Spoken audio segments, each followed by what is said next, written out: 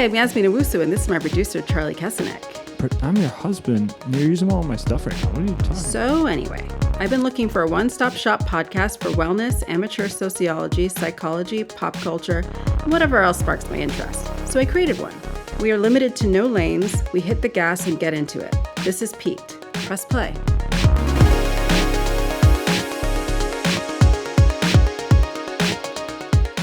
Hello, welcome back to Peaked Podcast. I'm Yasmin, your host, back in my nook, but I'm shifted over a little today. I'm usually in the corner, but I got a new mural from Goodwill.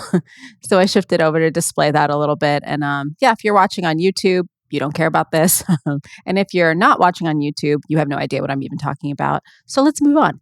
I usually do, when I'm doing solo podcasts, I tend to talk about multiple subjects that are kind of loosely related, if even, generally about pop culture, just like news stories. And when I speak with Charlie, when I speak with Charlie, husband, producer, tennis partner, roommate, whatever, we tend to get into one big umbrella, but meaty topic that you can kind of have subheadings on. But yeah, today, rather than kind of have multiple subjects, I'm kind of just going to talk about one thing that has just kind of been cropping up, even in all my past episodes, the last 4 episodes, I would say are around this one subject. And then, just conversations I'm having with friends, family. I had a dinner party the other day, and me and a few of my girlfriends and just friends in general, we're just talking about certain things. And this topic it just always seems to apply. And then, it kind of was, the catalyst was a little exchange that I had in a comment section where I live in the handicap spot, rent-free. But it's discernment. I want to talk about discernment. I want to talk about the war on discernment. No, I'm just kidding. But also kind of not. I want to talk about that I think there's a bit of dismantlement that I'm seeing in people's valuation of discernment. I think that personal discernment, I've said discernment 50 times now, and intuition, I think that people are learning to talk themselves out of it more and more. And I wonder if that is because of how much more information from other people and from other entities that there is to mine from with media's expansion and social media and all of this, and just easier access to other people's opinions. I really do wonder if it's just giving us so much information that we're forgetting how to use what we have just kind of intrinsically available to us to make decisions and to make assessments on things and people and situations. So I was saying, the last few episodes that I've put out. I mean, I was talking last week with Charlie about Sean Diddy Combs' The Reckoning, which, was just detailing a lot of the victims' experiences of being their dealings with P. Diddy, Puffy, whatever he's calling himself these days. I think Diddy. And, obviously we heard a lot about people's early feelings around him and how he was treating other people before they even got super involved with him, and certain things that they saw that gave them pause, but kept it going. I mean, for some people kept it going because they had their own transactional reasons to want to do that. And for others, I do think that some people just do go in a little bit more green into situations. And I definitely want to make sure to say before I get very into it that I'm not interested in victim blaming. Whatever I may say about how you can keep yourself safe or use your discernment, or how I metabolize using my discernment or intuition to keep myself out of harmful or weird situations, I do believe it's the impetus of people not to be predators and do insane things and be awful. And I believe that it's, the impetus of any entity or situation to make sure that it's not designed to be harmful. I don't think the impetus goes on the person that maybe doesn't notice certain things or isn't vigilant enough to notice certain things. It's not their fault. I do think I do want to discuss how maybe that could be something that if you aren't equipped with it to a certain point in your life, it might be something that people want to ascribe to more, as they get older, as they have more experiences. I also do want to maybe kind of unpack how much of my own way of operating might involve hypervigilance and where the kind of line and where the happy medium is there. Because I definitely have that going on. Certain experiences and certain things in my upbringing have made me maybe overly guarded and looking for, they call it hypervigilant. There's a whole term for it. But I do come from a place of wanting to assess situations before I just accept them on face value, assess people before I just, give them all of my, range of emotions and personality and availability, right? And I know not everyone is not just raised to be that way, but also doesn't have the experiences that just kind of make them that way. I don't think all of it is by design for me, and I'm just really good at noticing stuff. I think I had to be in certain situations in my life, right? I had to be really aware of people's. I had to take people's temperature a lot. I was living in the home with a person who, if you were not good at taking their temperature, that could not bode well for you, right? And other situations, but it's not necessarily for me to get into, everything in my childhood necessarily today. I'm sure it'll unfold over my episodes and whatever. I'm an open book to some extent, but it's more just to talk about just intuition and discernment and how much we value that as a society and how we value that individually. And another episode I had when we were talking about the Danish deception and, I was speaking about Onyeka. I've learned how to pronounce that right. In my defense, she was saying Onyeka. And it's another example of how this woman is just trying to anglicize herself and fit in, right? Like she's not saying Onyeka, she's saying Onyeka. And so I thought she was pronouncing her name wrong, right? Imagine that. But yeah, the Danish deception situation, there's a lot of red flags that were blown over there. And, I've been talking to, someone I know about a person that we know who's dating someone who is to us very clearly, notably, and obviously not safe, right?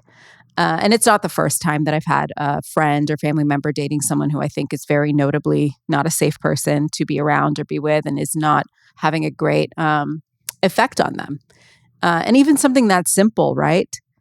If someone being with someone changes their demeanor and just their energy and their frequency so sharply for the worse, do I need to know every single thing about this person? If I think I know the person that I know and love, right? Then that this person is having, what I know to trust is that this person that I know is a good person, is a loving person, is not a violent, dangerous, or abusive person. So if they are so fundamentally changed in how they operate and they just seem so diminished by this other person, whether I know that other person well or not, I can make a discernment there, I think, right? At least that is how I've operated to this point. I don't think that I need to know everything behind closed doors to make an assessment based on, context cues. And I do find myself on the internet having to defend context cues a lot. Well, you don't know that person. You don't know what they're doing. You don't know what they do behind closed. That's true. And we can't just take our little clues and our little ideas of things and run with them and start, stating them as fact or going to news sources and being like, I know everything about it. No, but we can make an assessment. We can make an educated opinion, an estimation of what we think of something or someone, right? And so, yeah, there was an exchange. So, I want to always talk about something a little bit more silly and asinine to make a point about something bigger, right? So I watched this summer house show, and I've talked a little bit about Sierra Miller, who's like this gorgeous woman who was kind of, dating, hooking up with, whatever you want to call it, this kid West, who's also on this show. It's a reality show. And I think that he made a fool of her publicly, and I think there were a lot of clues and ways he was behaving, no matter what he was saying to her. He was saying a lot of like nonsense and like leading her on in a lot of ways that were concrete. And I won't diminish that. He was leading her on in ways that were concrete. But I do think that there was notable and very trackable evidence that he was wishy-washy early on. Wouldn't have got by me, I'll tell you that much. Like anyone you want to speak to who knows my very, very, very succinct dating history will tell you, I've liked people more than they liked me. I've thought that, people want to be serious and find out they didn't. I have never been dogged out. I've never been made a fool of. I've never been humiliated by any dude because I would never, ever let them. I would always be able to tell before we get to that point that this person is that low down and dirty. There would be signs. And I believe that wholeheartedly. I know a lot of people might say, no, you don't know until, narcissists don't show themselves as this way and that and the other. Sometimes the proof is in the pudding a bit. I'm 43 years old. You know what I mean? If there's just massive amounts of people who are just insanely great at just seeming ways that they're not, and everyone that I've ever met, friend-wise or like, guy-wise or, romantic partner potential-wise, is just really that bad at disguising themselves. I mean, that just doesn't sound right. And I've met enough people that I can actually tell, they have shadow energy. They're masking something. What they're saying out of their mouth is not what I'm getting from their eyes. It's not what I'm getting from their actions. I digressed as I want to do. And I'll get back into all that. But that to say, so with the Sierra Miller thing, I saw the new trailer for Summer House, and there was this image of Sierra sitting in a chair and West, this chicharrone looking rat, with his legs splayed open really comfortably with a hoodie on, looking like kind of hungover. And I think the house is having some, discussion about like how they seem to be more friendly this season because like, after he dogged her out the first season, the second season, she was like understandably kind of standoffish and hostile. Not enough for my liking, but either way, somewhat. So they were kind of warming up to each other. And I think it's okay to be cordial, especially if they basically work together, right? And they have to live together in the same house. I think it's okay to be cordial. I would be very icy cordial personally. But anyway, so they seem to be warming up and that seems to be the discussion. I think to be supposedly, affectionate or comforting, reaches over with his sock and rubs it on her leg to be like, oh, there, with his sock. These things matter. And so I posted something like that being like, Sierra girl, like, this is all you need to know. He doesn't even want to like sit up like a man, sit up, reach over and pat your knee with his hand. He rubs you with his like sock that's been doing God knows what, right?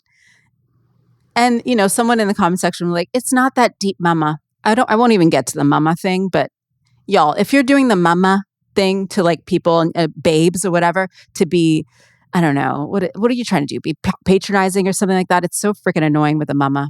But anyway, and my response to that person that's not so deep, mama, here's the thing. It's not that deep to you. And I'd like to go pound for pound with dating history and see how often you've been dogged out like a freaking rat on the street. I want to see how many times you have been left looking like a fool and how many times I have. And then you can come back and tell me what's deep and what's not. I could get into a lot of these men on reality TV. Like if you want to get into that, I look at someone like Shep Rose from Summer House. No, he's not from Summer House, from Southern Charm, if you don't know the show. And a lot of people want to say that this guy is like dapper and like, kind of like misunderstood and none of this. He is a man who has a lot of access and money, who has a really arbitrary knowledge of the classics that he is peddling. And it's just from having like a private school education, which I was fortunate enough to have myself too. I know that I have some malapropisms, but that's, because I'm multicultural and whatever. But I also, read a lot of the classics very young, like you do in certain, private schools. And I went to boarding school in England and all that. Does not make you uber intelligent because you're able to rattle off some Bronte. And this is kind of this grift that he's peddling, that he has SAT words that he can bust out at the drop of a hat. He is not a gentleman in any way, shape, or form. I have seen this man. I've never seen him treat a woman that he's dating in a chivalrous way. I mean, barely in a neutral way. If a girl who was 5 foot, and 100 pounds soaking wet was carrying huge bags, this man would not help her with them. And I just know, watching how he operates, I just know that to be the case. I don't even have to see footage of it, but I probably could find it if I looked. And that's all from just making an assessment, and it's pattern recognition. And I think so often I do find myself in situations where people are trying to talk me out of my own intuition and discernment. I've been in situations in foreign countries where I'm like, it just doesn't smell right, and if people around me are going to be, no, we have to be nice, to be respectful. We can't, treat people like they're trying to rip us off. I'm like, well, they are trying to rip us off. And guess what? They rip us off. Like, I was in a market in Ghana. I'm Ghanaian. And I went to visit. And, me and my husband and my sister and her husband are walking around this market.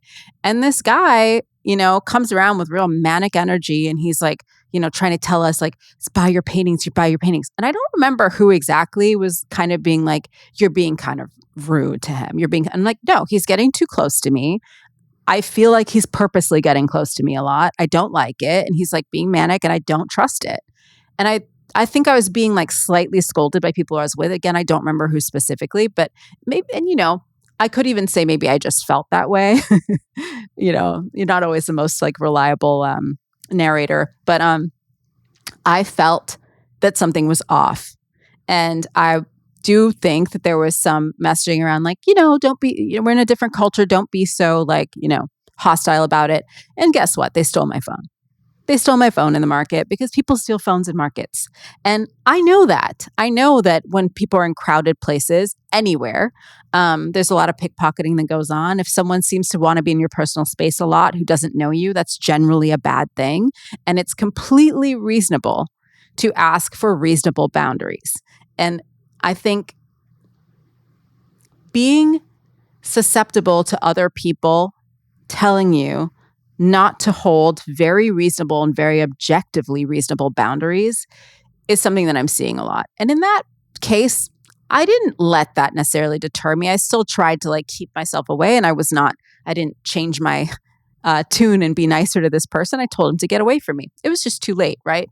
But I have in the past allowed myself, because the crowd around me is telling me, no, you're being too intense about this. You're overreacting. Overreacting is a big one. And then the situation has gone in a way that I know I could have avoided if I was on my own, because I am very good at keeping myself safe. And I think only when I outsource my intuition discernment to other people and other things and other entities does it ever go wrong.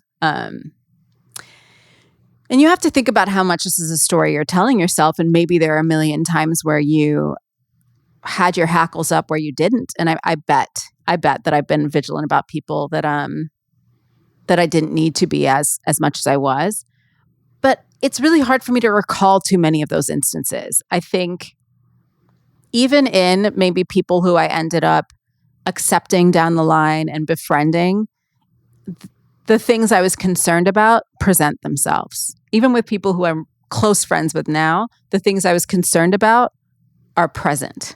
They're just things that I now know are manageable. And I'll give an example actually of where I've let something by that was off. And I've spoken about this on a previous episode where I talked about covert narcissists.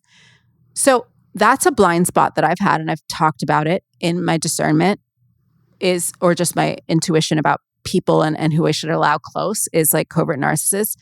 The ones that I've encountered have always, and I've discussed this before, but it pertains here. They've always presented themselves in a pathetic and kind of a harmless way. And for better or worse, in ways that really involve my safety, they aren't harmful to me. In ways that involve energy draining, potential not danger, but potential scamminess or something to other people. That's something that I have learned. If you're going to have someone in your life who has these kind of qualities that you realize are a little off and are a little dysfunctional, but you know that they don't make you unsafe in ways that you find unmanageable. If there's someone who's close in your life, they're still going to be inflicted on other people around you who maybe don't have that same guard up and wall up to keep away the ways that they can actually be harmful.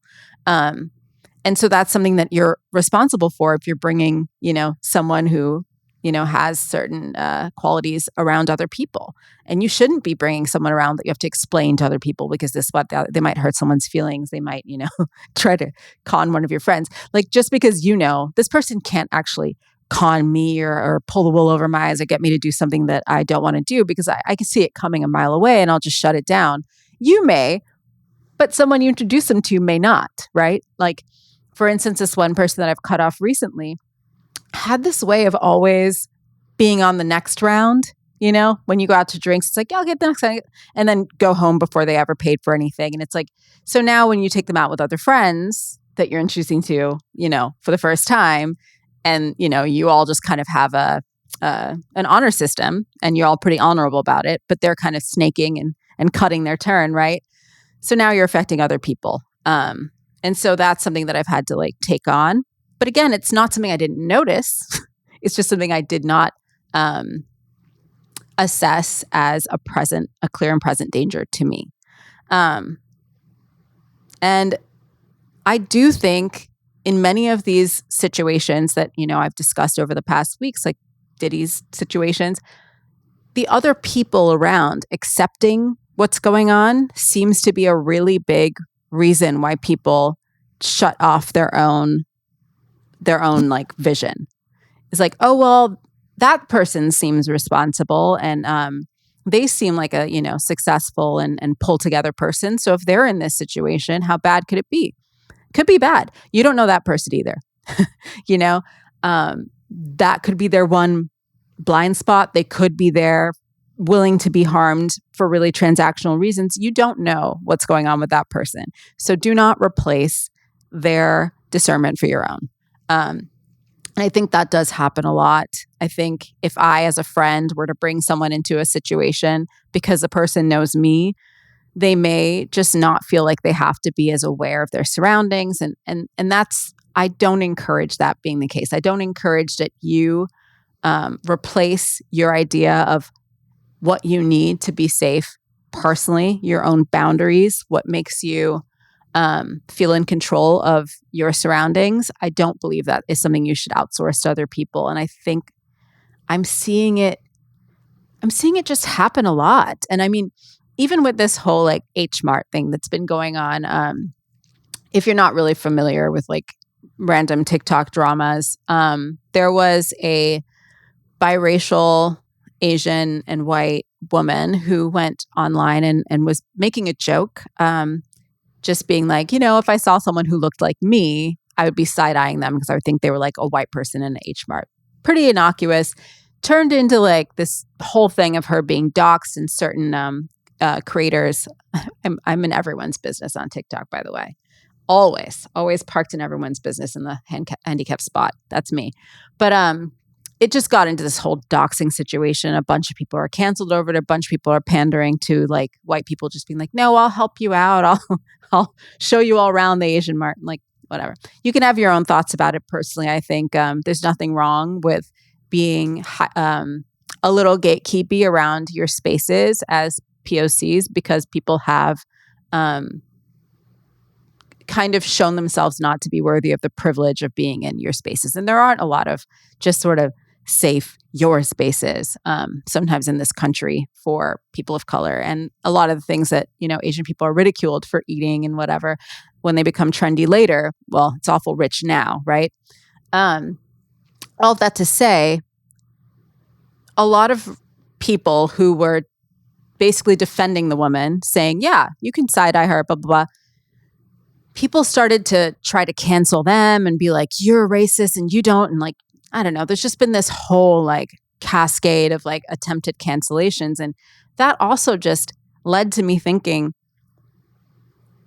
you can make an assessment on what you think someone's morality and what you think their intentions are based on having watched them, seen their content, seen the things they say about things, and seen how they've reacted to things. And enough that you shouldn't take one instance, take what everyone is saying about it or what a lot of people are saying about it, and replace your own thoughts with all of that.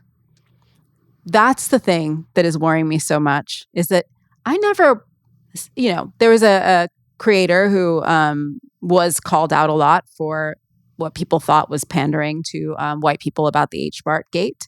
And my discernment with this creator has always been a little like, I don't know. There's something that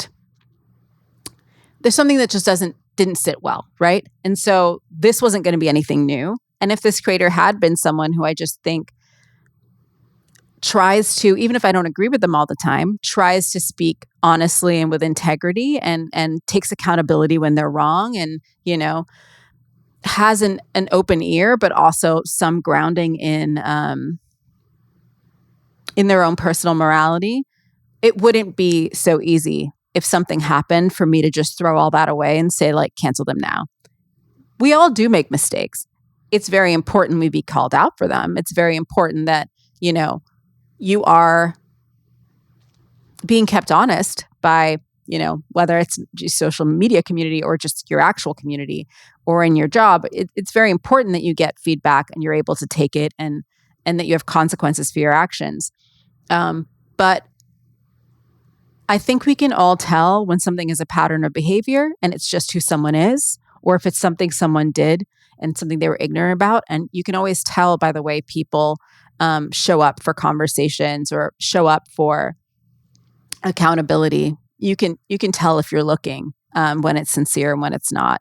And generally, a lot of the time for me, when someone just starts to really get called out and taken down for XYZ thing, a lot of the time it's something that maybe I could have noticed earlier on, that there's just something off about this person. I mean, you could get into womb Lance if you want. That Lance guy set all my alarm bells off.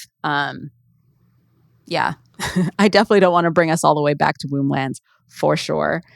But yeah, I guess that's just like a food for thought. And again, I really do want to continually be thoughtful about how much my hypervigilance is at play and how much maybe I am missing out on potential to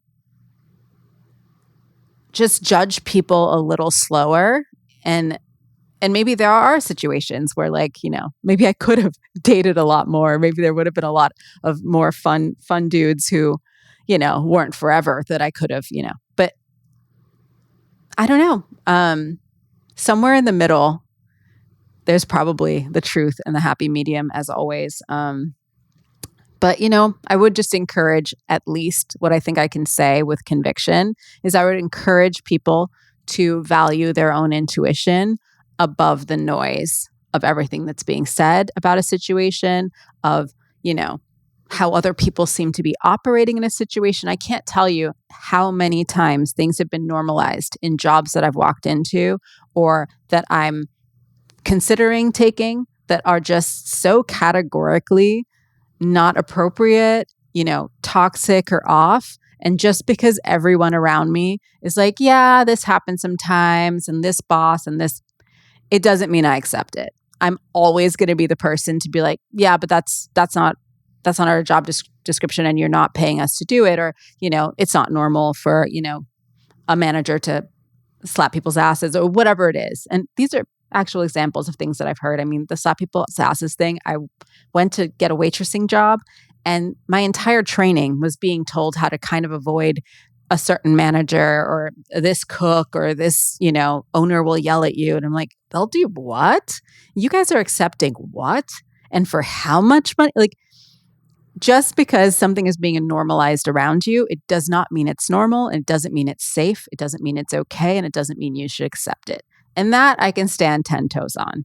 Now, have I maybe thrown an entire person out for an arbitrary red flag or something that's vaguely annoying? You know what? Probably. And I should probably assess that to myself. I tried to do that here. Relatively unsuccessfully, as always with a Taurus. You just end up being like, I'm probably right about everything. Anyway, with that, I think I'm good until the next conversation about something that involves poor discernment, and I can throw my 2 cents into that all over again, as I am wont to do. I'll see you next time.